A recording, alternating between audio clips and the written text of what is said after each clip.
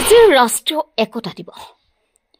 ৰাষ্ট্ৰীয় একতা দিৱস উপলক্ষে কাছমাৰা আৰক্ষী থানাৰ উদ্যোগত run for unity tour. Barpeta জিলাৰ কাছমাৰা আৰক্ষী থানাত শুক্ৰবাৰে ৰাষ্ট্ৰীয় একতা দিৱস উদযাপন কৰা হয়। ৰাজ্যৰ প্ৰতিখন থানাৰ লগতে কাছমাৰা আৰক্ষী থানায়ো আজি উদযাপন কৰে ৰান ফৰ ইউনিটি। লৌহ মানৱ চৰ্দাৰ বল্লভভাই পেটেলৰ জন্মজয়ন্তী উপলক্ষে এই ৰান ফৰ ইউনিটি সজাগতামূলক দৌৰ অৰ্থাৎ ৰাষ্ট্ৰীয় একতা দিৱস কাৰ্যসূচী ৰূপায়ণ কৰা হয়। কাছমাৰা আৰক্ষী থানাৰ পৰা উলিওৱা এই ৰান ফৰ ইউনিটি টুৰ কাছমাৰা বজাৰৰ মাজেদি সমতল কৰি আহি আৰক্ষী থানাতে সামৰণি পৰে।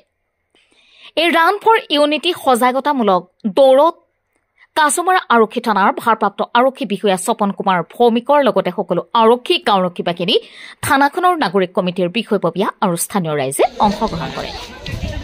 News desk report MT news.